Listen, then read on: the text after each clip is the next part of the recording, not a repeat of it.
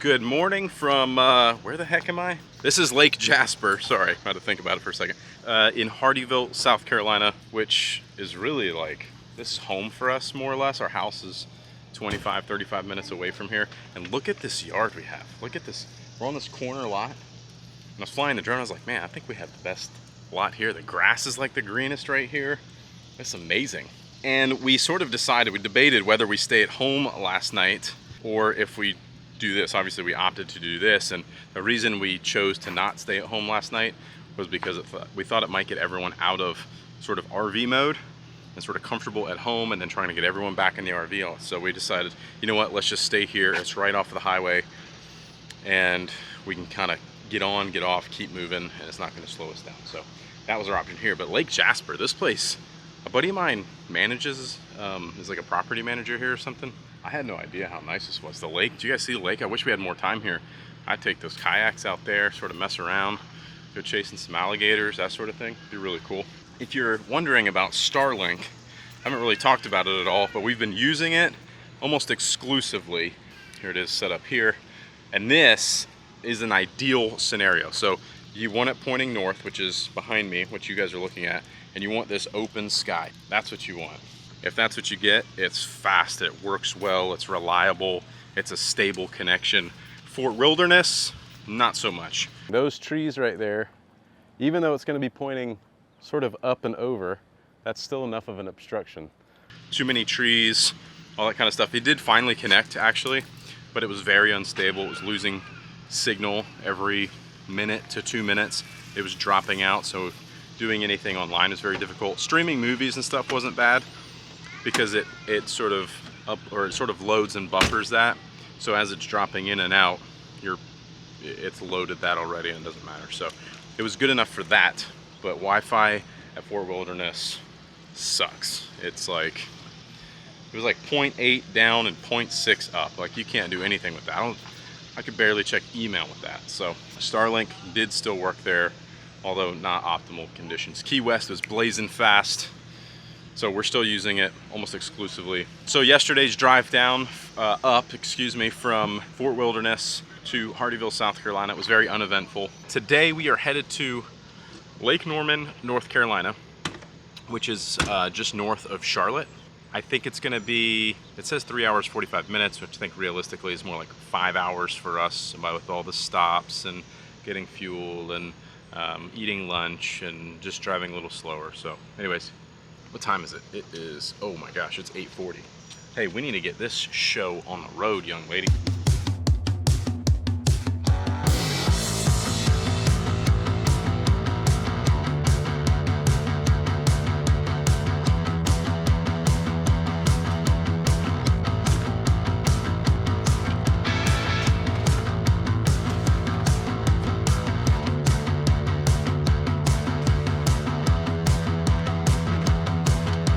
So we brought this guy back from Key West. It's called a, what was it, a spotted oleander? Spotted wasp moth. Spotted wasp moth.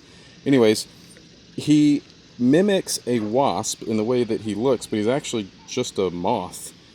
And they herd the oleander flower, is what the thing said, if I remember right. Yeah, they eat. Anyways, we found him when we were unpacking in Orlando, and now he is here in South Carolina hanging out with us.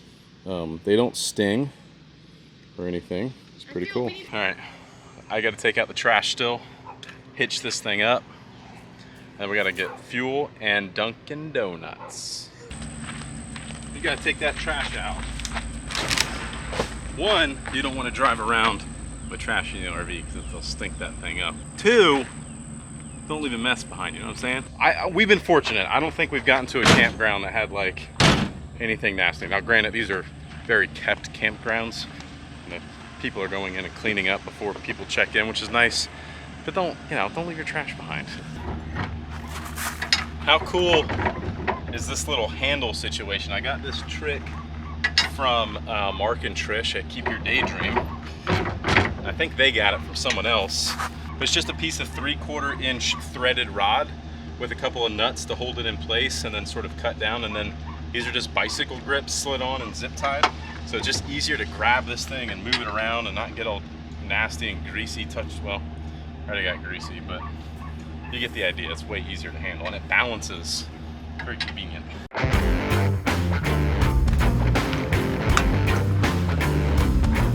It's still working great, and hands-free. I don't even have to hold that thing. I just have to watch it, make sure it doesn't do anything stupid. It's pretty good.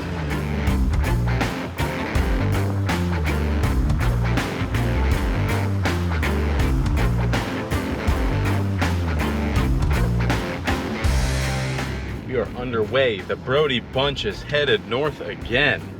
I can't believe we went from a full Florida trip to now going to Ohio, which is actually kind of exciting. The fact that, you know, the RV not life. Excited why? Of course it's not. It's like, you know, it's unfortunate that we have to go, but having the ability to just like pack up and go is so cool.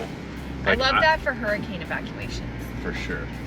I think the appeal of the flexibility of like RV life, it is a lot of work though. It is. I'm already exhausted. It's not even 10 o'clock. It took us an hour from the time I realized what time it was and we needed to like get going. It took us an hour to kind of get, but that was also like feed the baby and all that kind of stuff. So pretty out here. I would love to know what this thing weighs. I have sort of an idea, estimate of what we weigh, but let's find out for sure if we can. Press button, wait for response. Okay, I got you. Come on in. Thank you. You're welcome. All right, the results are in. I weighed the trailer. Okay. You want to take a guess at how much it weighed? Oh gosh. How many pounds is a ton? 1,000 or 10,000? 2,000 is 1 ton. Does it tell you by tons or pounds? I'm gonna say 6,000 pounds. I mean, the back of the truck is 6,000 pounds. Oh, really? So, front axle was 3,360. It measures each axle. 3,360 what? Pounds. Oh. 3,660 pounds on the front axle. The rear axle of the truck was 6,220. And then the trailer axle weight was 10,840 for a total gross weight of the truck and trailer combined of 20,720 pounds. Wow. That's a lot of weight moving down the road, dude. Now, the axle on the trailer is rated for 11,400 or 11,600, so we're just under that, which is perfect. And this is usually how we travel. There's a lot of water on board too, because we have fresh water. The gray tanks are full, the black tank is full.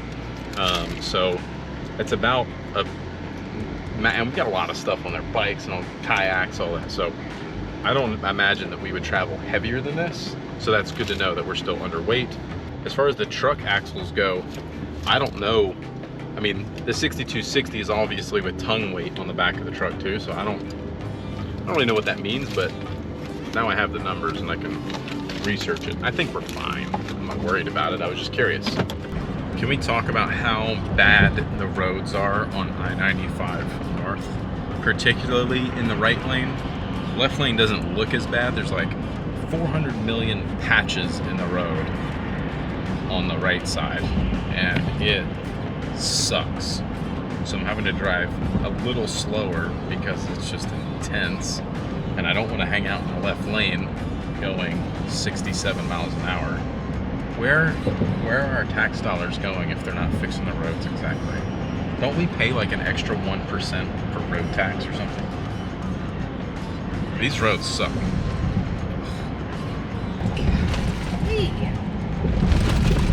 Oh, I'm slowing down. What do we do? I'm hitting the brakes.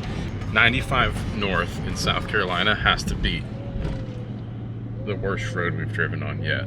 It's so bad. Like, I've heard people talk about it. I'm like, you guys, I drive 95 like all the time. In a car, not so bad.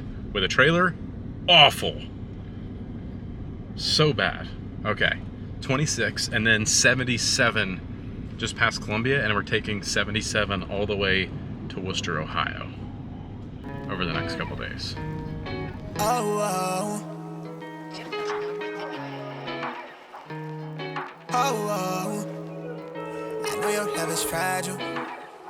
So we are getting close to our destination at Lake Norman.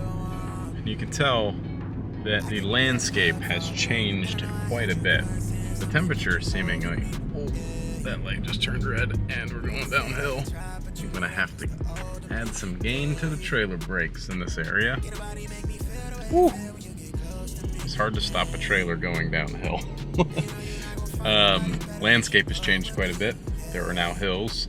It's a lot cooler outside, although this temperature on my dash is 94. It does not feel like 94 outside last time we stopped.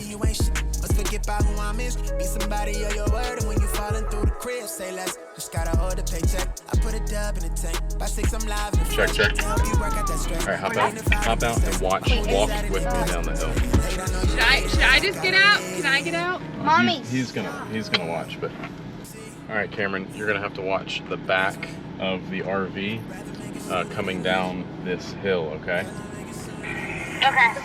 I'm scared. So apparently this hill we're going down has the tendency for the back of the camper to drag a little bit as we come down this hill.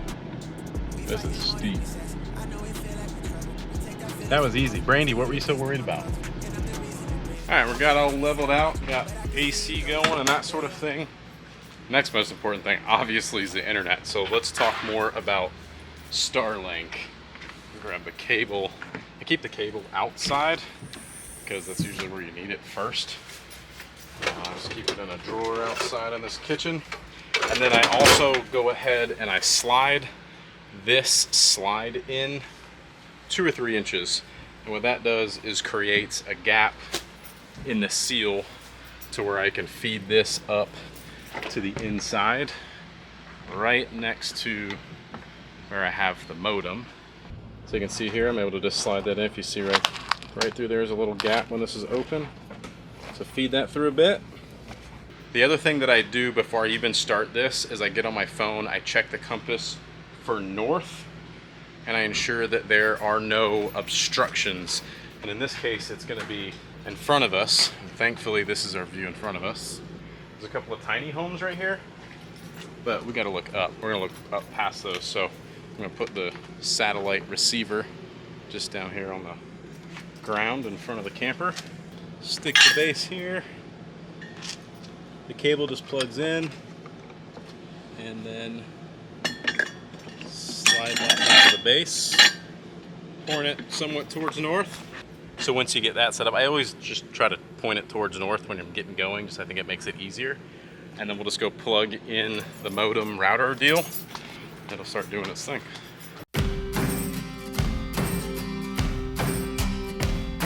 So it'll usually do that. It'll kind of go straight up and start searching for a signal, and then it'll sort of dial itself in and angle it. Oh, so here it goes.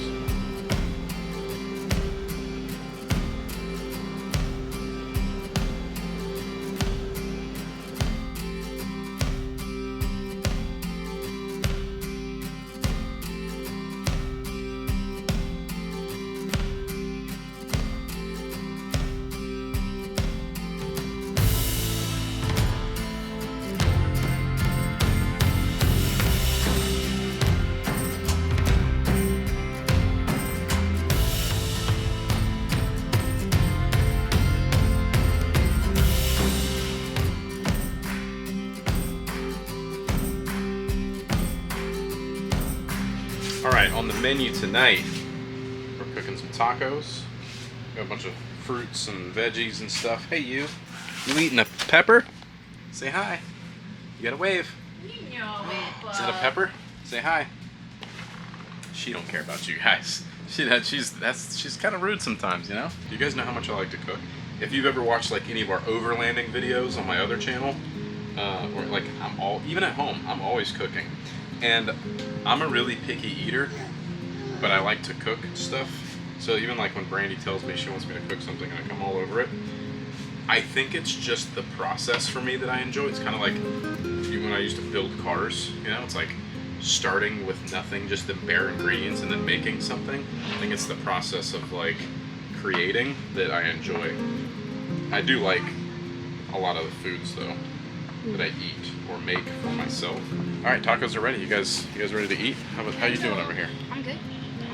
Yes, please. Bacon it. No? Here we go. Food montage.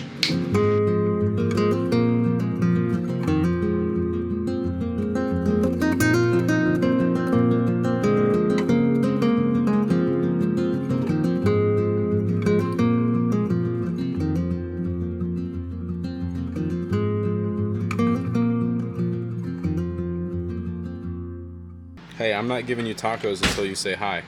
Will you say hi? Say hi. Please? If you don't say hi, everyone's gonna unsubscribe. Come on. She doesn't. Wow, I'm sorry, you guys. She just obviously doesn't care about you guys at all. Or me, for that matter. She won't even wave for me, so I don't know what that means, but look at Kendall. Look at her. Look at this poor girl. Kendall doesn't feel good. I think I-95 got a little bit of motion sickness. Not feeling so hot, if you know what I mean. You guys ever try watermelon or cotton candy grapes? They're really good. They're delicious. My favorite kind of grape. If it's not your favorite kind of grape, If it's not your favorite type of grape, comment your favorite type of grape. there you go. Leave a comment below. If cotton candy isn't your favorite, is it red grapes, green grapes? Cotton candy has to be the top pick. Bo show. All right, I'm gonna shut up and eat tacos. I can work some tacos. I can work the griddle too. Listen, if this whole tactical baby gear thing doesn't work out, I'm gonna get a job at a restaurant. Cameron says she's gonna take over tactical baby gear. I'm gonna go get some mac. I think she would do a good job. Thank you. That kid is, you guys have no idea how good that kid is. Cameron is, wouldn't you agree, like the best kid ever. She's really good. I'm sitting right in front of Kendall. I'm saying it because I'm trying to get a look out of her. Hi. Kendall's reaction. Kendall's sassy. Cameron is well behaved.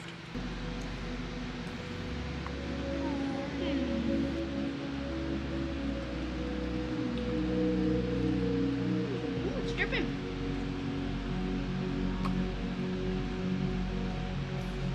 All right, I gotta go hook up some water and sewer hoses and all kinds of stuff.